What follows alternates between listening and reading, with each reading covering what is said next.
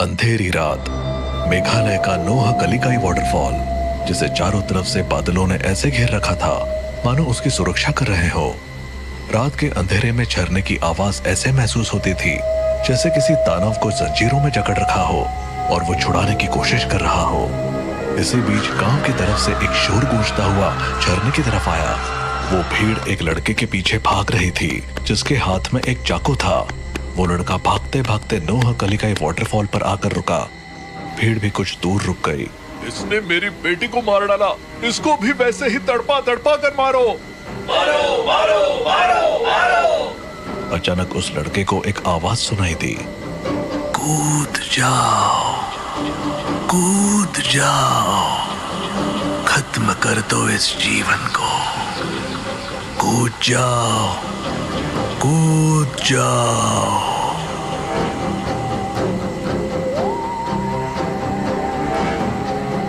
वो भूतिया झरना है, हम वहाँ नहीं आएंगे। इधर आजा चुपचाप। वो भीड़ क्या चिल्ला रही थी उस लड़के को कुछ सुनाई नहीं दे रहा था। उसको सिर्फ एक आवाज सुनाई दे रही थी। कूद जाओ, कूद जाओ, कूद जाओ, कूद जाओ। उस आवाज की इंटेंसिटी बढ़ती चली जा रही थी। कूद जाओ, कूद जाओ, कूद जाओ, कूद जाओ। आखिरकार वो लड़का कूद ही गया। हे भगवान, ये तो कूद गया। आज तक यहाँ कोई मरा नहीं था, आज ये मर गया। चलो वापस चलो, आज के बाद कभी कोई यहाँ लौटकर नहीं आएगा। वो सारी भीड़ अपने अपने घर को लौट गई। इस घटना के कुछ साल बाद मेघालय से लगभग 2000 किलोमीटर दूर दिल्ली में राजेश नाम का लड़का अपने माँ बाप को सोलो ट्रिप पर मेघालय जाने के लिए मना रहा था। Solo trip? मतलब अकेले जाएगा? तुझे हो क्या गया है राजेश? अरे माँ, सोलो ट्रिप का मतलब ये नहीं कि मैं सच में अकेला हूँ। आजकल ग्रुप ट्रिप होती है, ट्रैवल एजेंसी सब अरेंज करती है। तू हमें बेवकूफ समझता है क्या?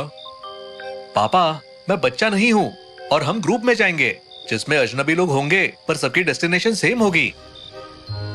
फिर भी अजनबी लोगों के साथ कैसे भरोसा कर सकते हैं? माँ, हर कोई ट्रिप पर एंजॉय करने के लिए ही आता है।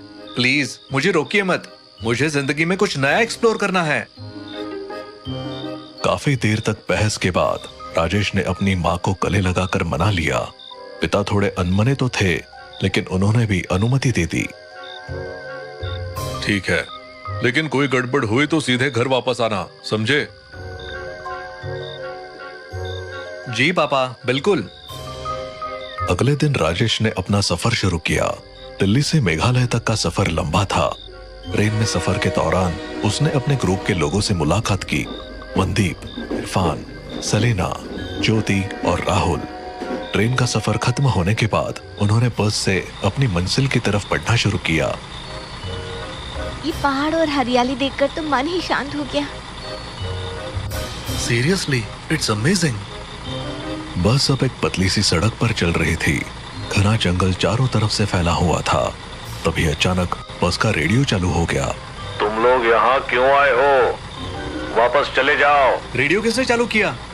ये तो अपने आप ही चालू हो गया। सुनाई नहीं दिया? वापस चले जाओ। ड्राइवर ने रेडियो बंद करने की कोशिश की लेकिन वो बंद नहीं हुआ। सभी सहम गए। ये क्या मजाक है? कौन कर रहा है ये सब? ये कोई मजाक नहीं है, ये जगह भूतिया है। मैंने पहले भी सुना है कि यहाँ अजीब चीजें होती है। तभी रेडियो बंद हो गया और बस की लाइट्स भी एक पल के लिए बंद हो गई।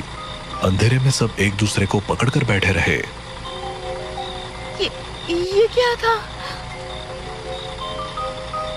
ड्राइवर साहब, ये आपकी कारस्तानी तो नहीं है? प्री रिकॉर्डेड ऑडियो बजा रहे हो? इरफान मियाँ, आपने तो हमारी चोरी पकड़ ली। मैं तो बस सफर का रोमांच बढ़ाने की कोशिश कर रहा था। रोमांच की जगह आपने हमारे दिल की धड़कन बढ़ा दी। ये तो मजाक था, पर उन लोगों को पता नहीं था कि ये तो शुरुआत थी। असली खौफ तो अभी बाकी था। सुबह का समय था और चिरापुंजी की ताजी हवा में एक अलग ही जादू था। बस से उतरते ही उनका स्वागत गाइड डेविड ने किया। आप लोग चेरापूंजी की असली खूबसूरती देखने आए हैं तो यकीन मानिए ये सफर आपको हमेशा याद रहेगा। लेकिन याद रखना, प्रकृति जितनी खूबसूरत है उतनी खतरनाक भी। आप तो शुरुआत में ही डरा रहे हैं। डरना मत, मैं साथ हूँ, चलिए चले। डेविड उन्हें एक एक जगह लेकर गया। हरियाली, अनगिनत झरने और लगातार गिरती बारिश ने उन सबको मंत्रमुग्ध कर दिया। बादलों के पीछे चलते हुए उन्हें ऐसा लग रहा था जैसे वो किसी जादुई दुनिया में आ गए हों। ये जगह तो सपनों जैसी है, मैं यही रहना चाहती हूँ। यहाँ सिर्फ घूमने में मजा है, रहना मुश्किल है। हमेशा बारिश जो होती है। जो भी हो, ये सफर जिंदगी भर याद रहेगा। घूमने के बाद वो एक छोटी सी ढाबेनुमा जगह पर बैठे। खाने पीने के बीच बातचीत शुरू हो गई और डेविड ने उन्हें नोहकलिकाई वाटरफॉल के बारे में बताया। आप लोग नोहकलिकाई वाटरफॉल के बारे में जानते हैं? बस इतना पता है कि ये एशिया का सबसे ऊंचा झरना है। ये सिर्फ झरना नहीं, इसके साथ एक खौफनाक कहानी भी जुड़ी है। कहानी के मुताबिक कई साल पहले यहाँ एक महिला रहती थी जिसका नाम लिकाई था। उसने अपने बेटी को पालने के लिए दूसरी शादी की, लेकिन उसका दूसरा पति बहुत ही क्रूर था। उसने लिकाई की बेटी को मारकर उसका मांस पका दिया। जब लिकाई को ये सच्चाई पता चली तो उसने इस झरने से कूदकर जान दे दी। तभी से इसे नोहकलिकाई वाटरफॉल कहते हैं। लोग कहते हैं कि यहाँ जाने वाले को आत्महत्या करने के ख्याल आते हैं, इसीलिए इसे भूतिया जगह माना जाता है। सभी के चेहरे पर डर और अजीब सी बेचैनी साफ दिख रही थी। Oh God, this is horrifying. लेकिन क्या ये सच है? मैंने ये चीज फर्स्ट हैंड एक्सपीरियंस की है। मैं आपको वहां जाने की सलाह नहीं दूंगा। सभी ने उस जगह जाने की इच्छा जताई, लेकिन डेविड ने मना कर दिया। रात में सभी अपने कमरे में लौट आए, लेकिन राजेश के मन में उस जगह को देखने की इच्छा हो रही थी। उसने राहुल से बात की। राहुल, मुझे नोहकलिकाई वाटरफॉल जाना है, तुम मेरे साथ चलोगे? तुम पागल हो गए हो क्या? डेविड ने मना किया था ना। बस एक बार देखेंगे और लौट आ जाएंगे यार, प्लीज। ठीक है, पर जल्दी वापस आना होगा।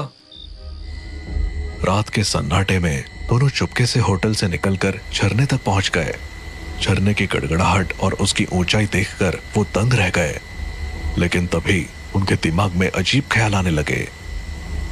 कूद जाओ, कूद जाओ, ये जीवन बेकार है, कूद जाओ।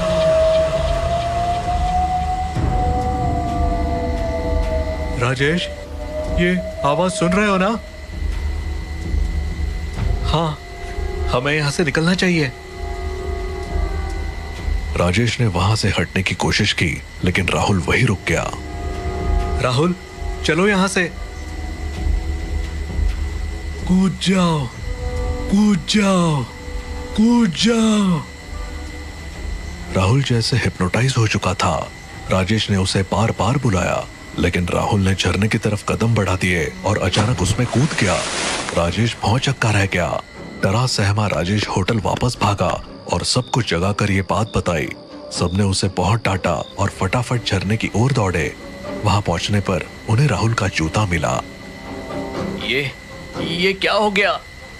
हमने सुना था लेकिन यकीन नहीं था, ये सच है।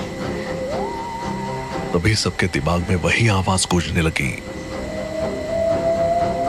कूद जाओ, कूद जाओ।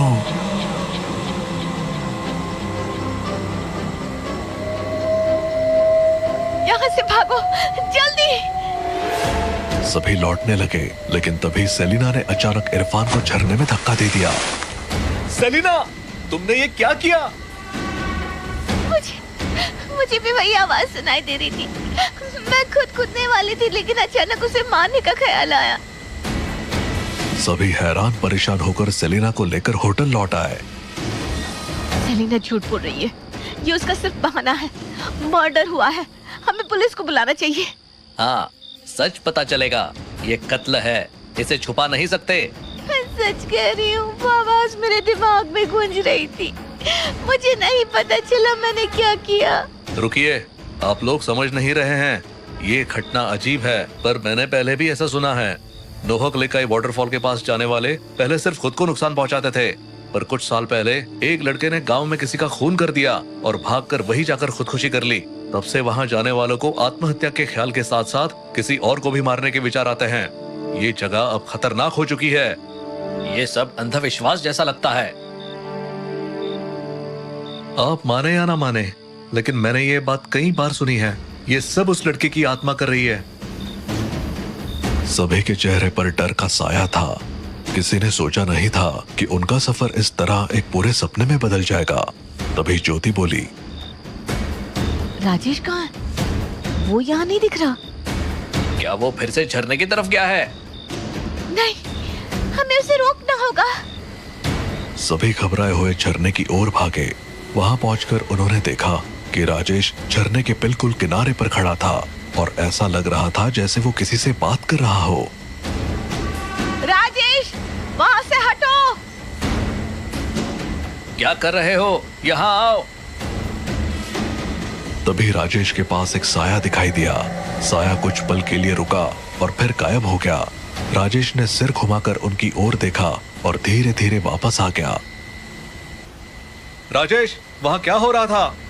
मुझे ऐसा लग रहा था जैसे जैसे कोई मुझसे बात कर रहा हो। वो कह रहा था कि मैं यहाँ से मत जाऊं। वो मुझे रोक रहा था। सभी ने घबराकर राजेश को वहां से दूर किया और वापस लौटे, और उन सबने फैसला किया कि अब उन्हें दिल्ली लौट जाना चाहिए। बस चल पड़ी। धीरे धीरे लंबे सफर और मानसिक थकावट के चलते सभी सो गए, लेकिन रात के अंधेरे में राजेश अचानक उठ गया। उसकी आंखें लाल थी और उसमें कोई इमोशन नहीं थे।